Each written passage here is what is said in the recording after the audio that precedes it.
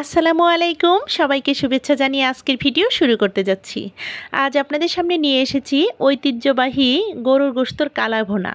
কিভাবে এই গরুর গোশতর কালা ভুনা রেসিপিটি খুব সহজেই ঘরোয়া পদ্ধতিতে অল্প উপকরণ দিয়ে সহজেই তৈরি করা যায় সেটাই আপনাদের সঙ্গে শেয়ার করতে যাচ্ছি।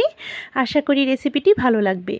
রেসিপি ভালো লাগলে লাইক কমেন্ট শেয়ার করতে ভুলবেন না। আর নতুন বন্ধুরা চ্যানেলটাকে সাবস্ক্রাইব করে আমার পাশে থেকে যেতে পারেন। পাশে থাকা অল অপশানটাতে ক্লিক করে দেবেন যেন নোটিফিকেশন সবার আগে আপনার কাছে পৌঁছে যায়। আর যারা এই কাজগুলো করে নিয়েছেন তাদেরকে অসংখ্য ধন্যবাদ ও আমার অন্তরের অন্তঃস্থল থেকে অনেক দোয়া ও ভালোবাসা। তাহলে চলুন দেখি কালা ভুনার তৈরি করার মূল প্রস্তুত প্রণালীতে চলে যাই।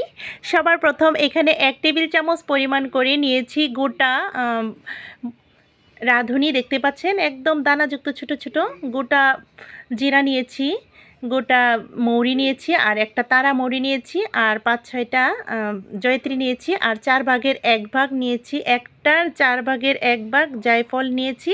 এইগুলো সমস্ত মশলাগুলো হালকা টেলে নিয়ে শিলপাটাতে একটা পাউডার তৈরি করে নিয়েছি, মশলার গুঁড়ো করে নিলাম। তারপর এখানে গরুর গোশত নিয়েছি, এখানে হাড় চর্বি আর সলিড গোশত নিয়েছি 3 কেজি পরিমাণ। এই সমস্ত গরুর গোশত ভালোভাবে নর্মাল পানি দিয়ে ধুয়ে নিয়েছি, 3-4 বার ধুয়ে নেওয়ার পর একটা স্ট্রেনারে রেখে দিয়েছিলাম পানিটা ঝরে যাওয়ার জন্য। পানি ঝরে যাওয়ার পর যেই পাত্রে রান্না করব সেই পাত্রে ঢেলে নিলাম। আমরা চেষ্টা করব কালা ভুনার জন্য চর্বি, হাড়, সলিড গোশত 3 ধরনের যেন মিক্সড থাকে, তা না হলে কিন্তু কালা ভুনাটা পারফেক্টভাবে তৈরি হবে না। আর চেষ্টা করব মিডিয়ামের চাইতেও কিন্তু একটু বড় আকার করে কেটে নিতে।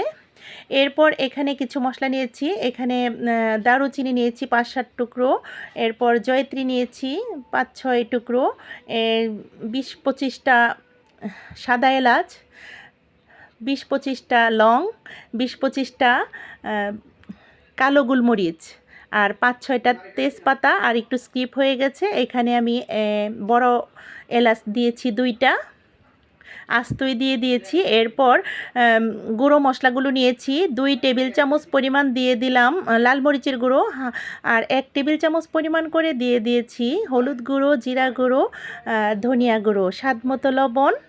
এরপর 1.5 কাপ পরিমাণ দিয়ে দিলাম পেঁয়াজ কুচি। এরপর 1 কাপের চেয়ে কিছুটা কম হবে আদা রসুনের পেস্ট দিয়ে দিয়েছি। এরপর যে মশলাটা গুঁড়ো করে রেখে দিয়েছিলাম সেই গুঁড়ো মশলাটা দিয়ে দিলাম অর্ধেকটুকু, আর অর্ধেকটুকু আমি পরে ব্যবহার করব।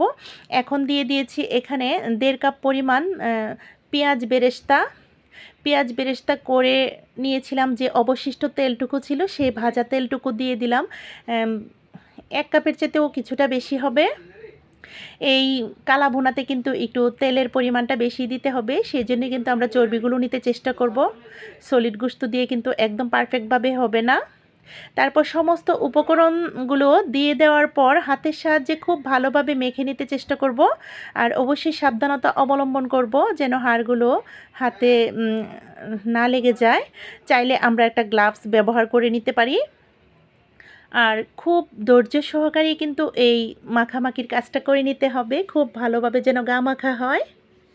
বেশ কিছুক্ষণ ধরে খুব ভালোভাবে উলট পালট করে কিন্তু আমি এই সমস্ত গোশত মশলার সঙ্গে মিশিয়ে নিয়েছি হাতের সাহায্যে। তারপর অবশিষ্ট যে হাতে লেগেছিল মশলাগুলো সেইগুলো আমি দেখতে পাচ্ছেন আমি এখানে দিয়ে দিচ্ছি।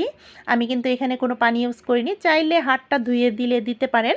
আমি কিন্তু এখানে কোনো পানি দেইনি। তারপর 30 মিনিটের মতো রেস্টে রেখে দিয়েছিলাম, সময় থাকলে 1 ঘন্টা রেখে দিতে পারেন। তারপর মিডিয়াম হাই ফ্লেমে চুলার আগুনটা রেখে 5-6 মিনিট জাল করে নিয়েছি। জাল করে নেওয়ার পর ঢাকনাটা সরিয়ে 5-6 মিনিট পর ভালোভাবে নাড়াচাড়া করে নিচ্ছি। নাড়াচাড়া করে নেওয়ার পর 5-6 মিনিট পর চুলার আগুনটা একদম মিডিয়াম লো ফ্লেমে রেখে দিতে হবে। তারপর আবারও ঢেকে দিয়েছি। 5-6 মিনিট পর পরেই কিন্তু আমরা এভাবে নাড়াচাড়া করে নেব, আর একদম মিডিয়াম লোতে আমরা আগুনটা রাখার চেষ্টা করব।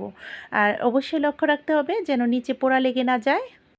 আপনারা লক্ষ্য করেছেন দেখুন কালারটা কিন্তু একটু চেঞ্জ হয়ে আসছে, আর পানি উঠেছে যথেষ্ট পরিমাণ। আমরা যদি চুলার আগুনটা কম রেখে রান্না করি তাহলে কিন্তু পানি দেওয়ার কোনো প্রয়োজন নেই।